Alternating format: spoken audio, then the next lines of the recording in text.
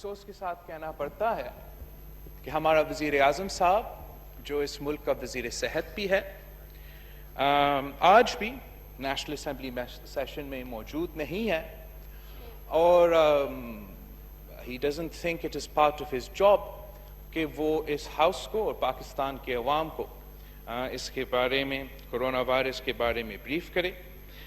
یہ ایک سیاسی بیان بازی نہیں ہے, یہ ایک حقائق ہے, یہ وزیر اعظم صاحب کی ذمہ داری ہے. اس کی قومی اسمبلی میں بلاول بھٹو زرداری کے وفاق سے گلے شکوے, کہا سندھ سے جو وعدے ہوئے پورے نہیں ہوئے, سیاسی پوائنٹ سکورنگ نہیں, وفاق کا ساتھ چاہیے, جو ہونا چاہیے تھا ویسے نہیں ہوا, آج بھی وفاق سے درخواست ہی کر سکتے ہیں.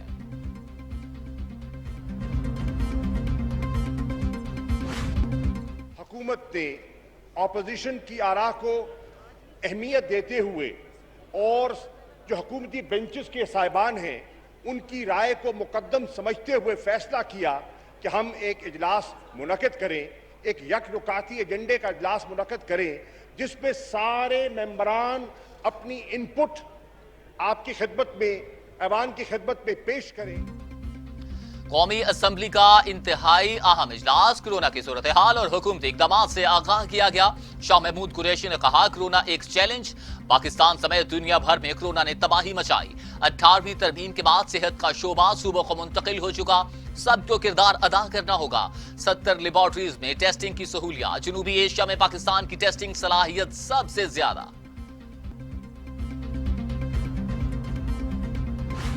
جب چند اموات تھیں اور 1000-2000 کے قریب ہماری انفیکشنز تھیں تو ہم نے لاک ڈاؤن کا فیصلہ کیا, کمپلیٹ لاک ڈاؤن. جب یہ اموات جو ہیں کہیں 100-150 کے قریب پہنچی تو ہم نے سمارٹ لاک ڈاؤن کا فیصلہ کیا. جب بات ہوئی وزیر اعظم صاحب نے کہا کہ مئی کے تیسرے ہفتے میں یہ پیک کر جائے گا اور مئی میں یہ تعداد بہت زیادہ بڑھ جائے گی, اور جب مئی آیا تو ہم نے لاک ڈاؤن ختم کرنے کا فیصلہ کیا. خواجہ آصف کا قومی اسمبلی میں دھواں دھار خطاب, حکومتی پالیسیوں پر کڑی تنقید, کہا کورونا کیس بڑھے تو احتیاطی تدابیر میں کمی آ گئی, مئی میں مریضوں کے اضافہ کے خدشات کیے اور لاک ڈاؤن بھی ختم کر دیا. دفتر میں لوگوں کو مرغیوں کی طرح بند کیا گیا. شہباز شریف کا اجلاس میں شرکت کا ارادہ تھا مگر ڈاکٹروں نے روک دیا.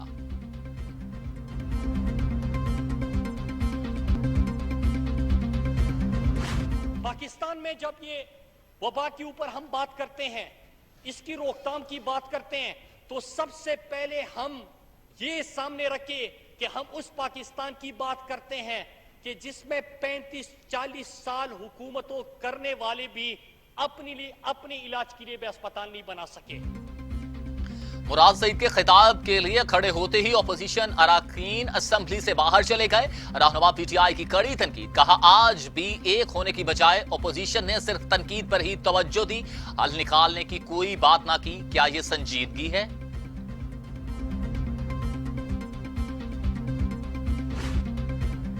قومی اسمبلی کا خصوصی اجلاس, اراکین کے لیے خصوصی پرواز, کراچی اور کوئٹہ سے 55 پارلیمنٹیرینز اسلام آباد پہنچے. اجلاس کے لیے خصوصی ایس او پیز, اراکین کے ٹیسٹ ہوئے, وقفہ سوالات, نقطہ اعتراض اور کوہرم کی نشاندہی نہیں ہوئی.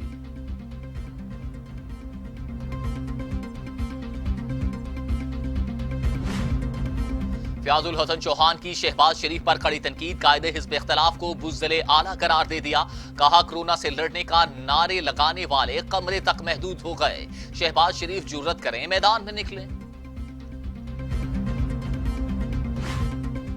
پاکستان میں کورونا کے مزید 28 مریضوں کا انتقال, 678 اموات, 1500 افراد میں وائرس کی تشخیص, تعداد 30,941 ہو گئی.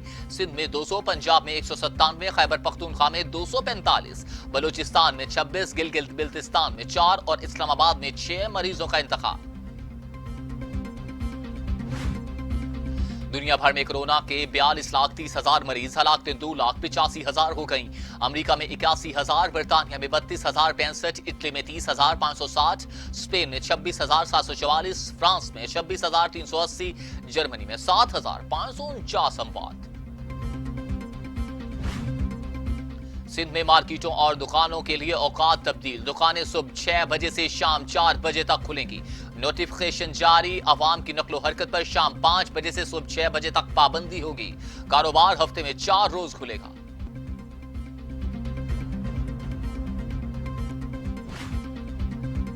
وزیر اطلاع شبلی فراز نے پاکستان میں کورونا کیسز میں کمی کی وجہ حکومتی اقدامات کو قرار دے دیا۔ کہتے ہیں وزیر اعظم عمران خان صورتحال خود مانیٹر کر رہے ہیں، اللہ کا شکر ہے کاوشیں کامیاب ہوئیں۔ طلباء کو چین سے واپس نہ بلانے کا فیصلہ وقت نے درست ثابت کیا۔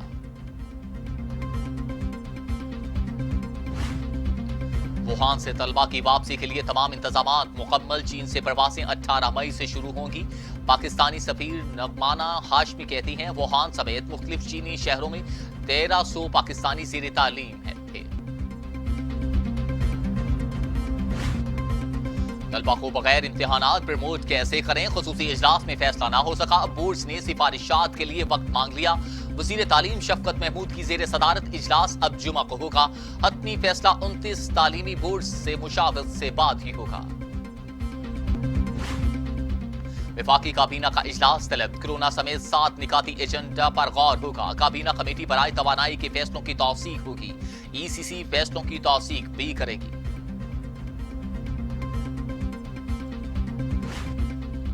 بھاشا ڈیم منصوبے پر عملی کام کے لیے تمام تیاریاں مکمل، وزیر اعظم عمران خان کو بریفنگ۔ 16,500 ملازمتیں پیدا ہوں گی، سیمنٹ اور سٹیل کی مقامی صنعت کو فروغ ملے گا۔ 4,500 میگا واٹ سستی بجلی پیدا ہوگی، پانی کی قلت دور ہوگی، 12 لاکھ ایکڑ سے زائد اراضی سیراب ہوگی۔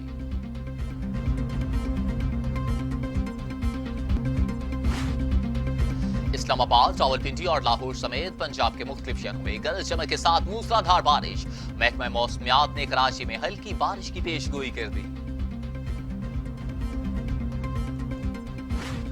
پاک ایران بارڈر پر باڑ لگانے کی راہ بالآخر ہموار، ایران رضامند ہو گیا۔ باڑ لگانے کے لیے این او سی جاری، 1080 کلومیٹر طویل سرحد پر 2 مرحلوں میں 30 ارب روپے جاری ہوں گے، 125 سرحدی قلعے تعمیر ہوں گے۔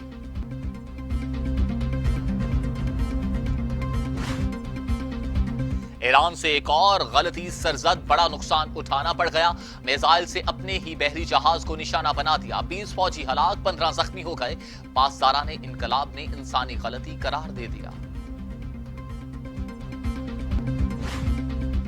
اور ماسکو میں معمر افراد کی رہائش گاہ میں آگ لگ گئی، 9 افراد ہلاک، 10 زخمی ہو گئے، فائر بریگیڈ نے 1 گھنٹے میں آگ پر قابو پایا، آگ لگنے کی وجوہات معلوم نہ ہو سکی۔